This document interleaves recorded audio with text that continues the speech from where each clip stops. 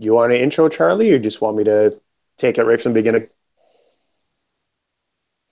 Go for it.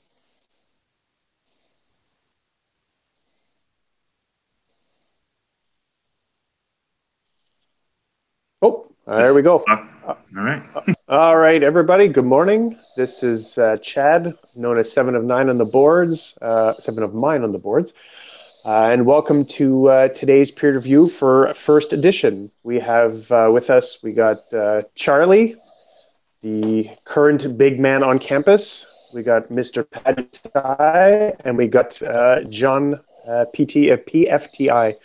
I think we're supposed to have Matt, but I don't think he's going to be with us today. So do any of you gents want to say anything before we kick it off? Just do a round of intros. All right, then. Perfect. Okay, so the first questions that I have right here are from Niall, our friendly neighborhood Scotsman. Outside of the 1E article, is there anything else anybody would like to add regarding the severing of 2E backwards compatible cards? I think the only thing I would like to add is, it took a little longer than we had all hoped, and some of that's just on me not having the time to sit down and make sure all the I's were dotted and T's were crossed. But everybody's really jumped at it to get it done.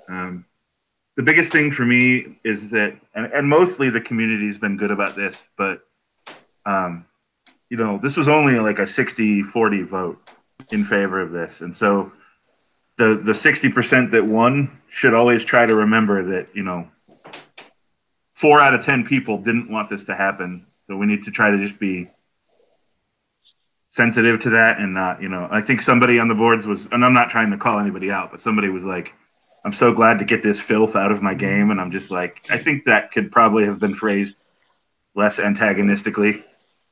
So that's my big thing. I'm happy for it to be done. It's been sort of a 3-year thing hanging out there, and it's finally going to be done in about 2 weeks, and I'm excited to see that. Cool. Also, John? remember in your locals, you can make your card pool whatever you want as long as it's publicized in advance. And so if you really want to play with those cards, if everyone knows, I think that's fair game. Yeah, I'd agree with that. That's a good point to remember, actually. This Cool. is really just talking about kind of higher level play and things officially organized by the CC. Yeah, don't bring your backwards compatible stuff to Worlds, and you won't have a problem. And I said this in the article, and I've said this on the forums as well, but it's not going to be like the end of those cards being translated into 1E. It's just getting rid of the baggage behind it. The requirements for creative to use the subtitle and the lore, the requirements for, art to use the same picture. Like there have been a couple cards in Delenn that were like literally a year ago they would have been conversions. And some of them have been cut since, but they're still basically we took the 2E card and things that people liked about it and made a 1E card out of it. Inspiration should come from almost any source, and our friends across the aisle, if there's a good card in 2E that people want to see, then we should look to try to figure out a way to bring it back into 1E. It's just unchaining the rules a bit. It's not just the backwards compatible, the full 2E cards we can draw inspiration from as well. There's one card in Jakar that is based on a 2E Romulan that isn't backwards compatible. So yeah, there's plenty of places we draw from. Yeah, and in general, I think this was true under Matt. It might, and I'm sure it will be under Jonathan. I think the 2E director and the 1E director of creative sort of work to be a little consistent between editions. Like, if one edition makes a guy and names him something, the other side tries to use that name and things like that. So, yeah, usually for the universals and stuff. Yeah. Mm-hmm. I'm sorry to the 40% of the people that didn't want this to happen. I was one of them. I voted against this, but I want you to play your game. So Dave Bowling, play with your son and use all those cards as much as you want. Just make sure one of your many decks doesn't use them, and you can bring it to Gen Con, and we should have no problems. So. Cool. Moving on, another question from Niall. Do you feel that 2018 was a success expansion-wise? There was one block, one conversion, 3 boutique sets. Is this some sort of precedent that we can expect for 2019?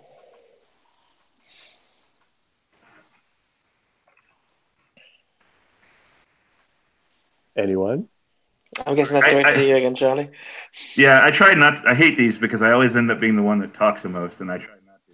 But, hey, if you have the most to say. I would say this was an atypical year of releases, but I think it was a successful one. Obviously, under a normal plan, we would have seen Delenn out already. The first set of the TOS block, because Cold Front came out in January, I think, maybe February. And normally, we wouldn't want to go more than a year between block sets. For a lot of different reasons, we needed to wait on it. It was being very ambitious. It was doing a lot of different things. We had Metamorphosis that had to come in there. So I think that this was atypical, but it did prove that, I think the boutique model has some life to it. I think if anything, it showed that people don't mind smaller sets that are themed like that in between where we have room. So I think, as from a brand manager point of view, we're going to try to always have 1 or 2 of those in development, so that when there is a gap in the schedule or when we want to try to put something new out, we can. But I would expect 2019 to be a bit more standard with 2 or 3 expansion releases and some surprises scattered in. John, Patty, anything to add? No, that sounds about right in my book. And I'm certainly looking forward to the second expansion of 2019.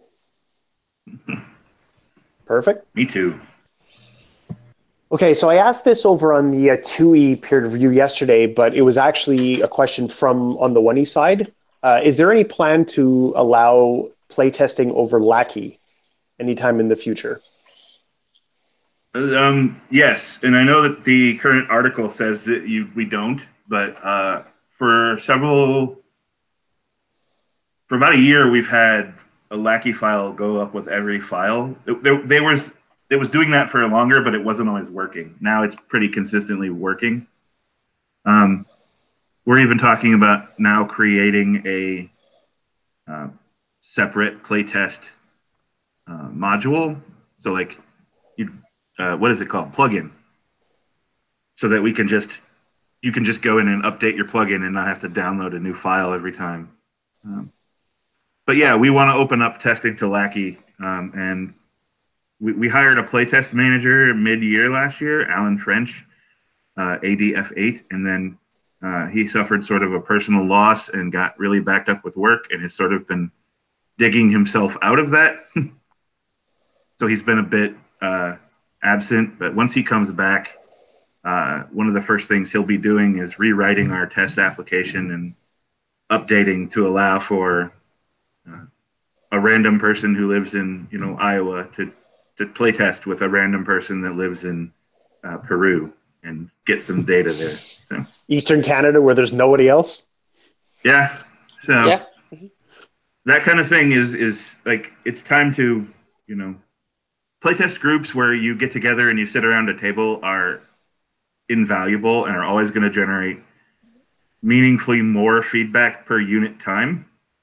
But with technology being where we're at, 2 people who can do a test game, in an hour block and get some feedback we might as well lean into that. So, quality feedback is always going to be easier across the table from somebody, but doesn't diminish the value of remote games. So the answer to that question is yes. Good. I played a playtest game on Friday night in Lackey. So. I played one yesterday. Good. Yeah, from a personal standpoint, that'd be pretty awesome mostly because the play group that I have is only three of us, and we can only really get together once every 6 weeks or so, and there's only three of us, so it's not really a huge block of players to get around with. So Yeah, excellent. but I mean, even 3 people is extremely valuable because 2 can play a game and 1 can jot notes down, and you know. But or if you guys all just want to jump on Lackey and play test on some evening too, that would be fantastic. So Yeah, no, uh, absolutely.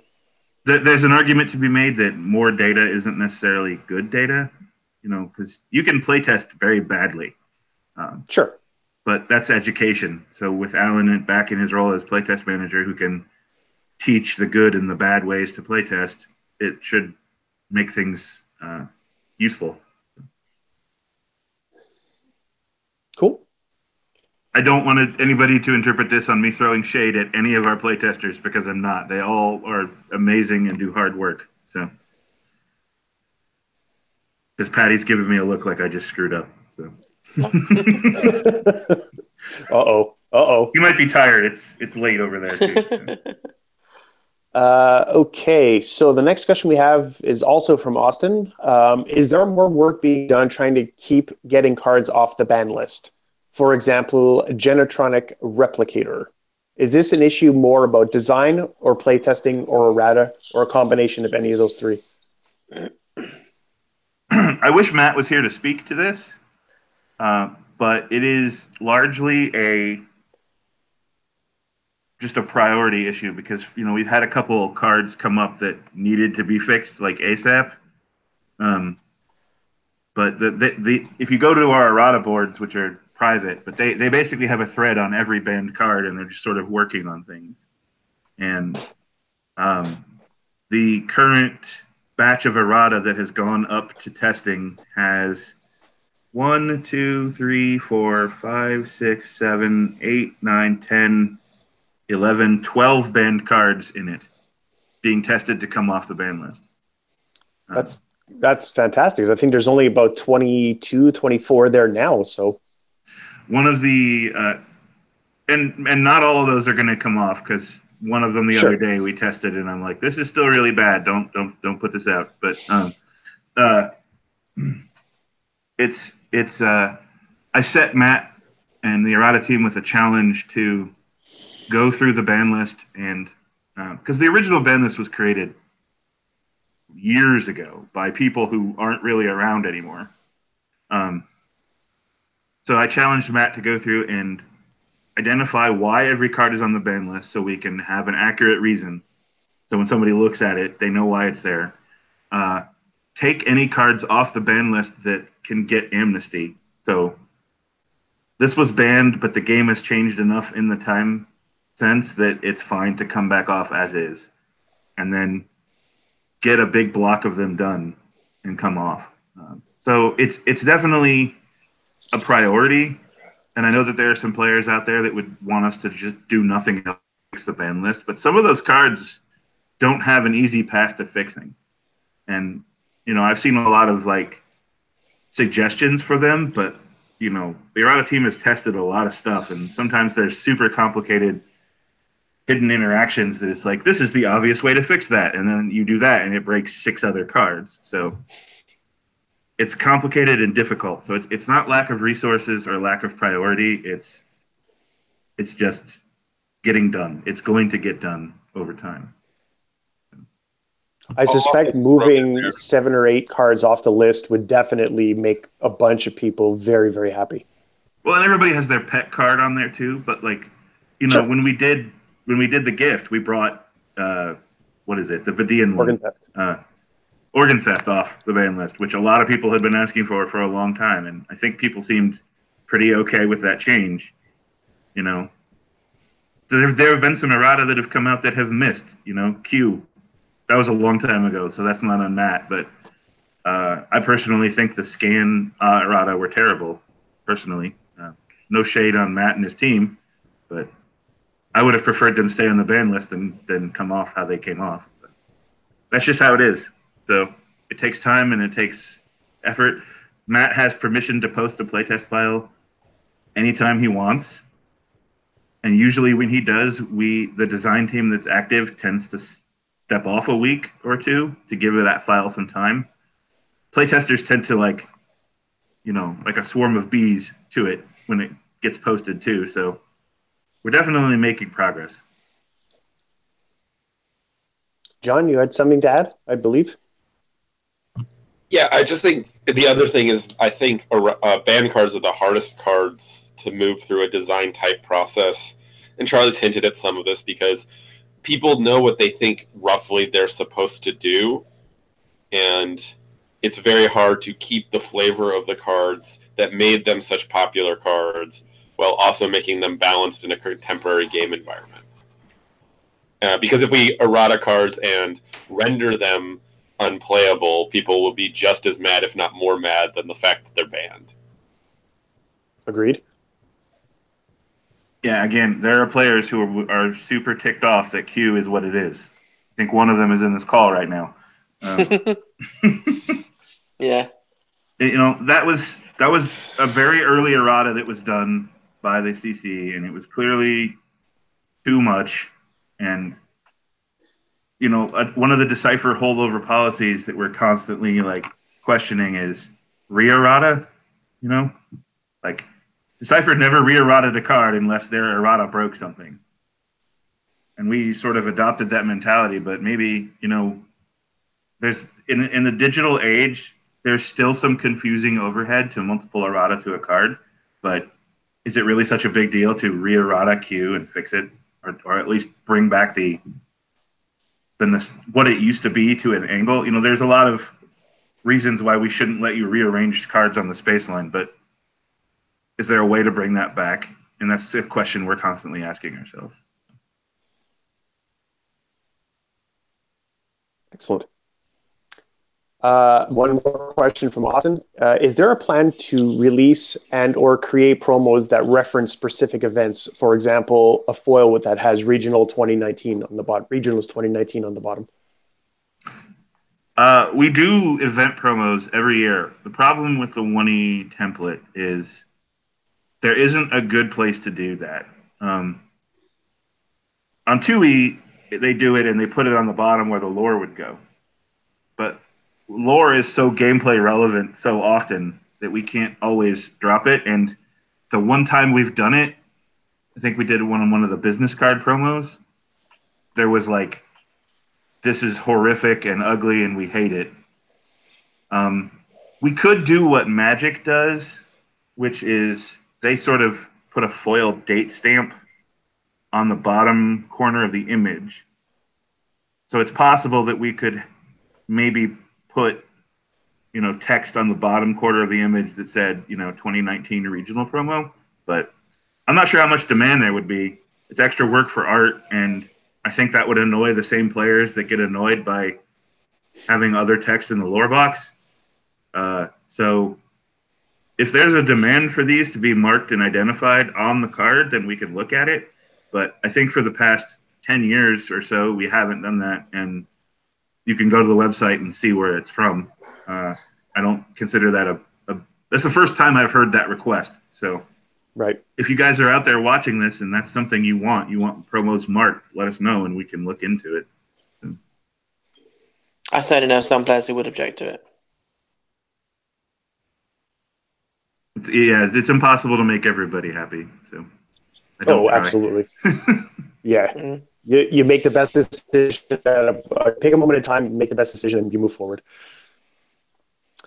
Okay, we got a question from Latok. Who is in charge of the ban list in terms of fixing the cards? The errata team, design, or both?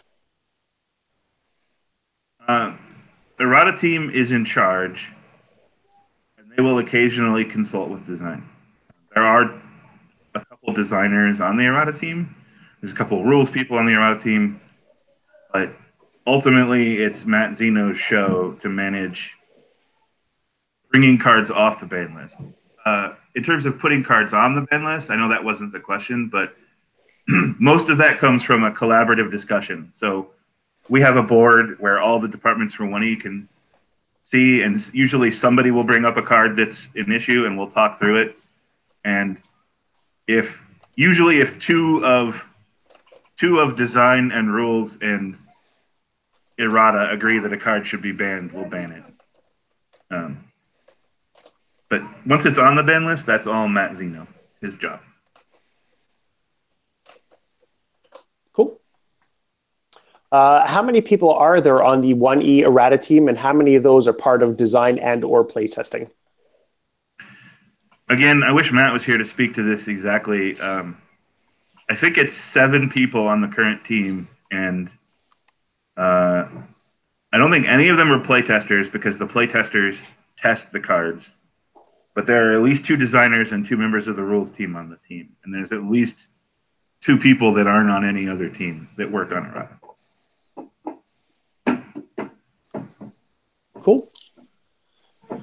Okay, so we got a question from Armis. What is the strategic direction for quantum incursions? How do we plan on fixing this? This is loaded. Best of luck, guys. John, you want to tackle this one? So quantum incursions is a very hard card because we've talked about this a lot internally. There are 2 different problems with the card that 2 different communities see as problems. Community A doesn't like the sheer randomness of it, given that in other worlds, the dilemmas you face, at least after you face them, you know what's going to happen. That issue is one that I don't think can go away with the card and is only solved really by banning the card. This seems like a minority opinion, but it is held by a decent group of people. Community B just is, and I think this is the bigger concern, is that the current quantum incursions balance certainly alters game meta significantly towards particular decks and elements like that. Specifically that like affiliations with large quantities of natural empathy and or AU icons have a huge advantage, and affiliations that don't have to build their deck to either just run into the wall and hope for the die roll, or to find those skills specifically and quickly in other places.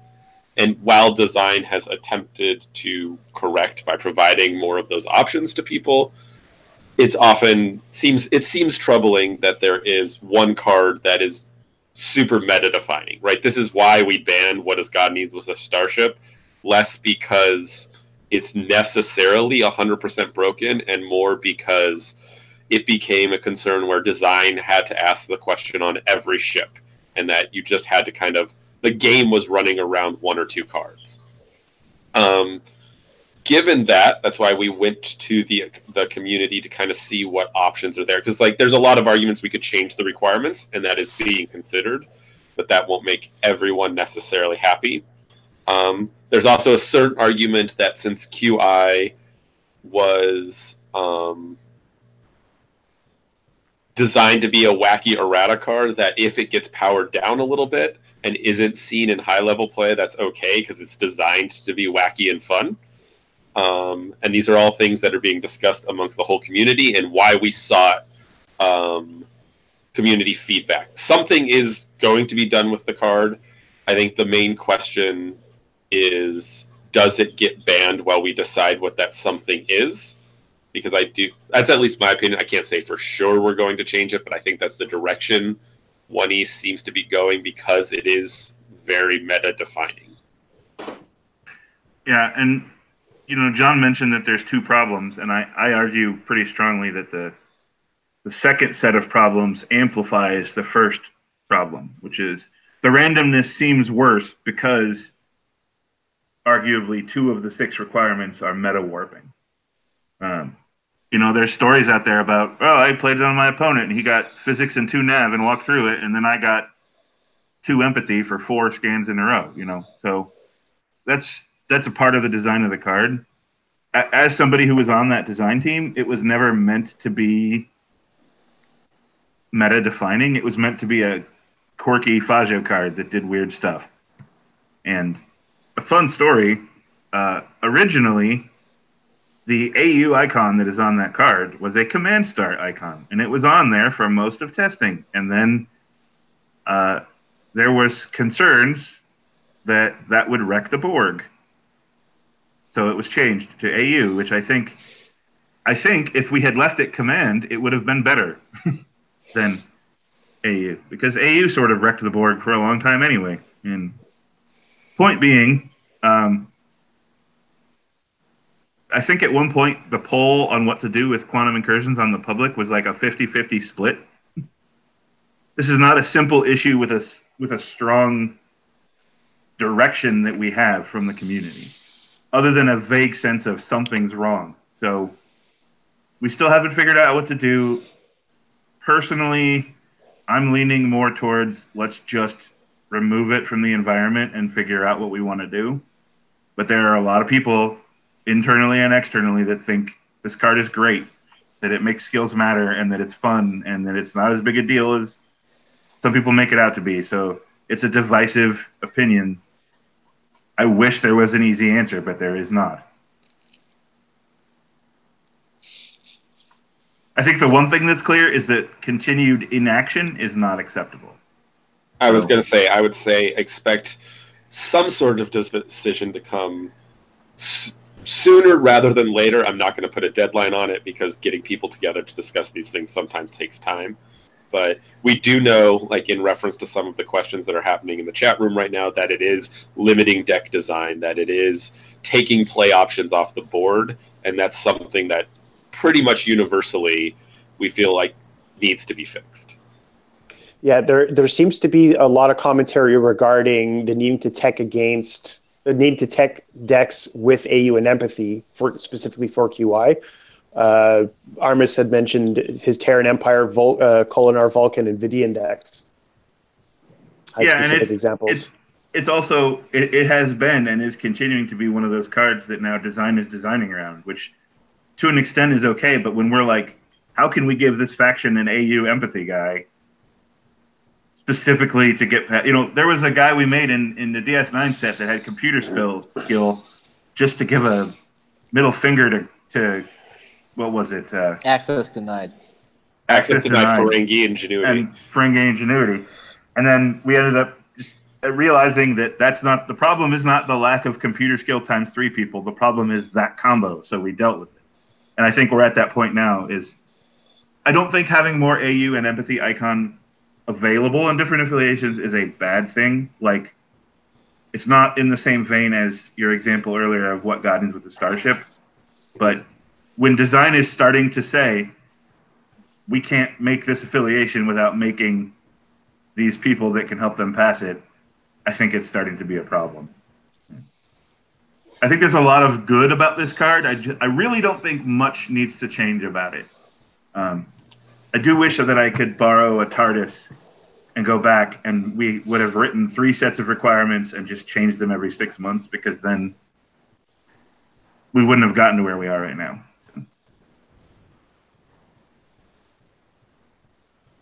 Cool. I don't know if anybody else has noticed, but Matt joined us. So welcome, Matt. He was fashionably late. I'm taking a small break from my... Oh, there we go. Okay, so sorry, go ahead. No, go ahead. I was just going to move on to the next question. So there's a question regarding Dorian Collins. How did the error or the perceived error on this card come about? What's the take on the forum discussion that's resulted in 10 or so pages? And is the errata master going to be addressing this issue at some point? So, sorry, I missed you at the end there. You calling on me first for that? Yeah, the question was basically regarding, is the errata master going to take a look at Dorian Collins and see what can be done with it? So she hasn't been something that I have decided to look at. There's no, the thread went on. I haven't read everything from the thread, but my understanding is there's no gameplay issue. It's an opinion. The community guessing what design did, and giving her a low integrity, and those kinds of things are not typically what errata deals with. One of the things that creative does when we go through a set is we do try and challenge where we think the attributes are too low for particular people, and we have done that in the latest set that's being tested at the minute. Dorian must have slipped by us because I don't think we ever challenged on that particular one. And from a creative perspective, we'd be more than happy to see her integrity raised. Yeah, we've done. Go ahead. We've done smaller errata for typos, small things that do have gameplay impact. But I think just improving someone's stats should be fine. Yeah, I mean, we talked briefly earlier before Matt joined us about the idea of touch-up errata or redo errata.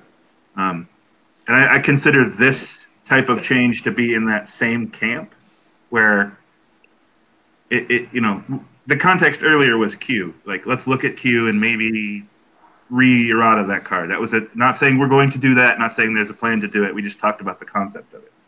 I put something like changing Dorian Collins in the same vein, which is I don't think it should be a bigger priority than maintaining the health of the game or removing cards from the ban list. I did go back and sort of look because I know there were like questions about how did this happen, and I remember making some vague argument about why it ended up the way it was. I will preface by saying I personally don't think her integrity is egregiously incorrect. I know other people disagree, but I think it was just missed. I think it was just somehow we put that number down and then nobody ever said anything about it. Testers never said anything about it, and creative never said anything about it, and so it just floated. So it was just a conversation that we never had. If it was had in a meeting, and I don't have record of it. So, personally, I think there's a room in the game for that, but again, it's a question of balancing priorities, and it's not causing problems in the game right now, so it has to be necessarily a lower priority than something else I saw mentioned, which was like Temporal Benefactor, which is potentially causing problems. So. Well, that actually sort of leads to the next question from Armis. He's curious to know if we can get a discussion going on the relative power curve of 22nd century decks and Temporal Benefactor specifically. An errata to Temporal Benefactors has been given to playtesting. We're looking at the card. I know that the card needs to be dealt with. I've done something to try and deal with it, and I'm waiting to hear back on its new power level. I like it. And, I like it. I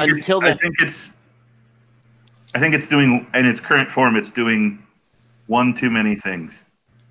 It pushes it into danger territory. And if we take a Temporal Benefactor out of the equation, what about just the power curve of 22nd century decks in general? Because they seem to be a large part of the meta right now. I think once you adjust Benefactor and QI, a huge chunk of that advantage is at least mitigated. They're brought a little more into par. I think those are their biggest advantages. Yes, they are still good. Yes, we will need to keep an eye on things like drones, because I do think they are very powerful in the current world. But I think we would need to, those two cards are so defining of what the 22nd century advantage partially is, that it would be worth seeing with those changes, are they still running consistently top tier? Yeah, I think it's similar to the situation back when we banned In the Zone. I mean, I remember there was a lot of like, you just destroyed the game is ruined, how could you do this talk, and none of that came true. Like, In the Zone's been gone for however long now, and it hasn't really destabilized the game. I think Temporal Benefactor and QI getting adjusted will naturally shift the meta. Because I think right now the big problem with 22 is when you go to a major event, you have your 22 deck and you have your other deck, and you're just always going to pick the 22 deck because it has so many natural advantages, independent of the power level of those cards. Take away some of those natural advantages, and the choice becomes meaningful again. That's what I think is the situation. I don't necessarily believe that 22 was like deliberately created to be better than anyone else. I think there were some. I think we were aggressive in places that bit us in the butt, and there were some places we weren't aggressive. But like, remember that 22 block came out of 2 consecutive years of blocks that everybody thought were underpowered. So it wasn't a deliberate intent to make them good. It was just we were trying to find that line of like, where's the right level of good? And, you know, DS9 block was way under it, and 22 was a little over. And I think with the upcoming TOS block, we've adjusted it, trying to find that line, trying to find that sweet spot. But it's one of the reasons I'm glad we have Matt and a competent errata team, because if we make a mistake, it can get fixed. So Matt, actually, that brings up what Matt just said. You just said, and Matt said a minute ago with something that's posted in by Alan. Is there a concern about changing too much too fast? There was talk about there's an errata going through for temporal benefactor, and there's ongoing conversations about QI. Would it be better to do one at a time, or is doing both together the best course of action? I think each one. I keep finding echo chambers. I don't know that I have an answer for that. I think that we're going to try and do what is best for each card on their own, and for one thing, something I've noticed is when we plan the right way to solve a card, then let's say we're trying to solve the problem that 2 cards have, and they have independent solutions. We might send them both to playtesting or to rules, and goes through fine, and the other one not yet. So they won't be coming out at the same time, regardless of what we tried. Everything goes through the process, and different cards sometimes go through the process at different speeds. But we try to find the best solution for each card and for the overall game in each case. And there's some overlap on what fixing temporal benefactor and what fixing QI would do, but they don't really address the same problem. I think that the scientific method applies if you're trying to like change temporal benefactor and change time pod ring, just as an example. Like those 2 are basically going at the same spot, and changing both at the same time is going to muddy your results. But while changing temporal benefactor and changing quantum incursions both affect the same things, they're targeted at different problems. And I think makes it better to have them going at the same time. I don't think that's too fast. Okay. I got a question up here. How does the 1E team feel about non-OTF players? There have been people that are running into a few social groups who play open or decipher rules and not OTF. And there's some concern about what the CC is doing for those type of groups. I will start because I think I'm the biggest advocate of open play of anyone on this table, in that I actually still enjoy it, even for constructed. And I think the big thing is we do still consider open in design, right? There are rules threads and wordings that happen so that we try not to create things that will not work in open or won't work in open interactions. And in that sense, we still welcome players to play open whenever and however they want. Right? It's not the official format of organized play. That's an organized play question. But we really do try to support open as an element, right? If an open-based rules question shows up on the boards, I'm more than happy to answer it. Cards are designed with open in mind. Yes, they are primarily play-tested in the OTF environment, but if there was a significant problem created for open play, it is still a format we support, and we would consider how that works. I would encourage. I want everybody to play the game, and I don't particularly worry about what format they're playing. But the most useful thing that we can get from anyone playing is data. So if we look at our tournament history, there's 1 or 2 open tournaments a year. So it's easy to say 98% of the people who are playing OTF. And there's been lots of incidental reports over the years about, well, we play block, we just don't put it in the system. And we play open, we don't just put it in the system. And I would encourage the people that are playing non-OTF formats to report your data. Like, if you really don't want to put the tournament in the system, make a post and write about it.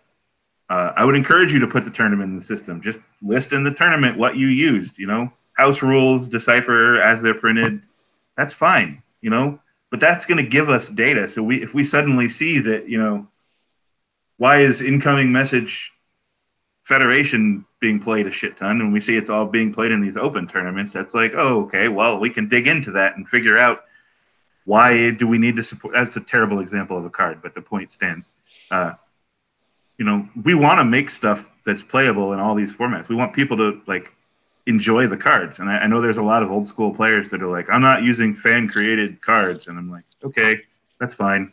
You don't want to play with our stuff, then don't play with our stuff, but tell us how you're playing so we can get data on how people are playing open. And maybe that's a failing of our system, where that there's not an easier, low stress way to report stuff, but tell us what you're doing and how you're doing it. That's the number one thing you can do to get us to care more about your format. No, you make a point, though. It may or may not be easy, but there's really one portal for people to report stuff, the Trek CC website. If people don't want to go, there's not much you can do about it. Okay. I have a question from the chat room. How does design feel about stealable missions in OTF? Is there any desire to plan and or create more missions that give you benefit? Something like 50 points or an additional benefit? I like them. Go ahead. I was going to say I like them. I like them too, but almost universally our feedback from testing is, I'm not going to play this. And so, we have to dial up the reward, and then maybe they play it, and then they're very difficult in OTF to design a playable high point mission. I would love to tackle that whole suite of problems. It's sort of on my bucket list before I'm done as a 1E guy to, bring back some mission stealing stuff and make it so that I would love it if running a deck of 40-point missions or 6 universal missions was a legitimate tactical choice. But right now, every time we try to swing at that area, it comes back as, I'm never going to do this. This is too unreliable. Right now, playtesters and players in general just want 35-point missions with AMS skills on them. Some point we'll bust out of that mold and figure out a better way to promote the other stuff. But I like them. I think there's a place for them. We made not too long ago a 50-point mission from All Good Things that we have plans for. So I think that there are options. There are places that we can play with those spaces, that we have some ideas on how to do it, but it's a tough space to play in, and generally we don't. Cool. I'll throw in there. I think Smuggler's Rendezvous is a good example of how a higher point mission has been used, which is for the benefit of getting a universal 20-second thing, you have to play a stealable mission. And so that's a good game style choice. And I want to just commend design as a player who appreciates that kind of gamesmanship.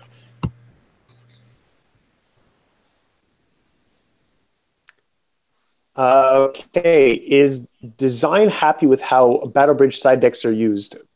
A lot of data shows that 99% or roughly 99% of the tactics used seem to be Breen Disruptor Burst.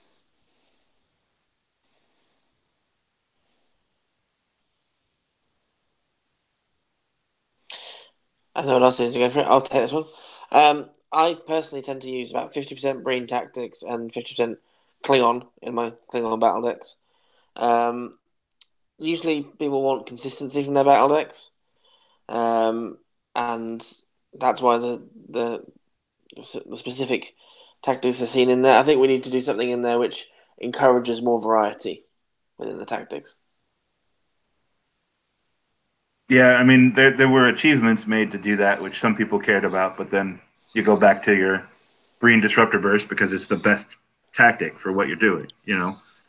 It's like before we eroded Crimson Force Field. If you weren't battling, that's all you ran was just to get out of fights. I think that there's a place for running all the same tactic. There's a tactic in Project Delenn that your battle deck is probably going to be all that if you're using it. There's a place for that, but I think the game needs to look and be like, if everybody's using this tactic in higher proportions, why? Is that an issue that needs to be addressed via errata? Does it need to have some magic bullets made? Do we make a card that do we make a accused tent Civil War for the battle bridge that makes you be more diverse but gives you a bonus? Battle bridges are one of those things where if I was like waving my hand, it would just be you did it. Like it was you have to play a battle bridge. It's just how battle works in this game. It would be built into the game, but it isn't, and seed slots are valuable and rare. It's definitely a place we want to play with, and one of the exploratory design projects is going to play in that space. So it's on the radar. But I'd say, we should look at our data and see like if 80% of decks are using 80% of Breen Disruptor Burst, then maybe we need to look at that card.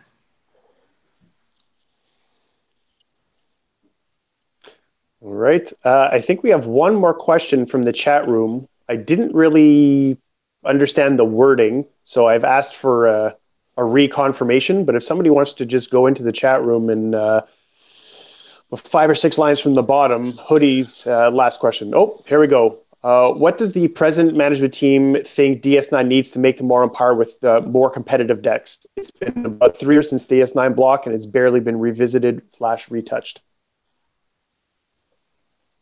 I can talk about this one. It's on the radar. The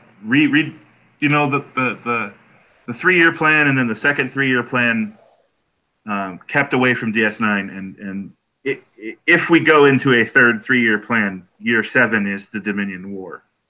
So, or year 8, one of the 7 might be Delta Quadrant and 8 is Dominion War, or vice versa. I don't remember. Anyway. So the plan was always to come back to it. It ended up being way underpowered versus where we wanted it to be. So what I think DS9 needs, with Reshape the Quadrant in particular, is a coming-of-age type of project where we put together a file of some new reprints and some new cards that fix problems. And here's then DS9 block, but there were a lot of fundamental mistakes made in the decisions of that block, like including Nors was really stupid for what we were trying to do. And so we've created a exploratory project that Patty is leading that is going to sort of scientific method our way through Nors and, build some control decks, a Nor deck and a Norless deck, and then each game change one thing at a time and see how it affects the baseline. That will generate some informed data about what we can and can't safely do with Nors. Because there's been a lot of suggestions like get rid of the walking rule, get rid of the beaming rule. And we don't actually know. We can theory craft until we die what those changes are going to have, but we don't actually know until we look. So Project Babylon is going to just play a lot of games with Nordex and tweak rules and add new cards and tweak existing cards. And that report that we get at the end of there is going to immediately inform how we do, how we handle the DS9 block revive. It's on the list. It's just not nearly as simple as doing a TNG patch. TNG just needed some new cards to deal with errata and rebalance the decks. DS9 is going to need a lot of love. But we try to give it cool stuff where we can.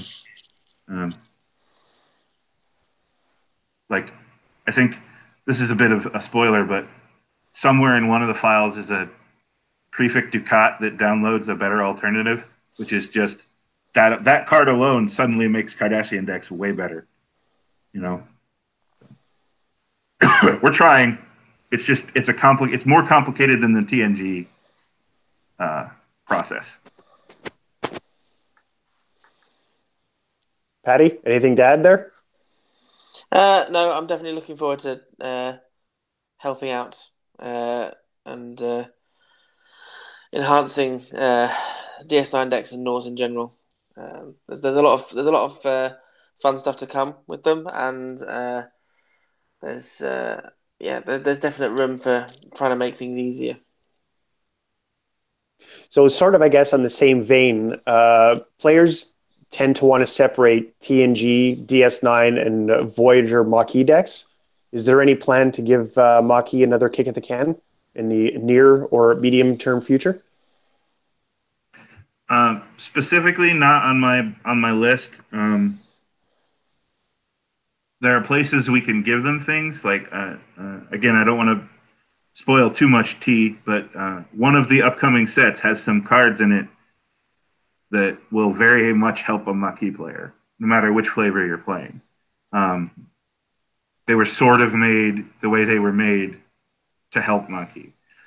In the Delta Quadrant block plan that I have, which again is not a certainty, Voyager Maquis would get a lot of love in one of those three sets there. And I think we always want to give more stuff to decks that need it. It's just I don't know that the Maquis are the highest priority thing that I want to fix, you know. But eventually, there's a lot of I have a 20-year plan for first edition, and I would very much like to still have this game being made and played in 20 years when I'm 60. So, in that 20-year plan, we'll get to a lot of stuff. To answer your question, Chad, there are no medium-term plans to directly address the Maquis. Cool. All right. 1 second. Why? We've got another question from the chat room. From is design sticking to the upcoming plan regarding TOS block to allow AU personnel to play to the space line rather than always a time location? There is a way to play TOS without using Sherman's Peak that is pretty comparable to playing them with Sherman's Peak. You still need an AU door to do it. Sure.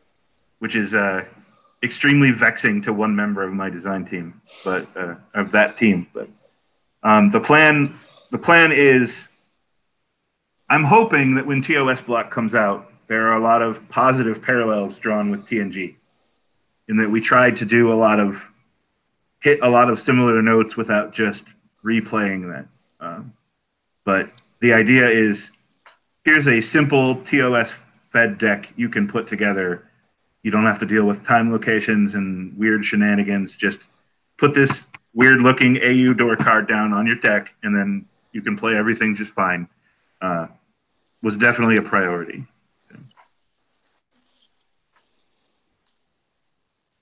Excellent. I believe that looks like it's about it for all the questions. Do any of you gentlemen have anything to add just before we close out? I'll go last, so if anybody else wants to say anything, go ahead. All right, let's do this one by one. Matt, you got anything to add? No, I think everything's going good. Okay, Patty, you look like you were just about to say something. Yeah, I'm just there's a lot of fun stuff coming up in 2019 that I'm looking forward to. So, John?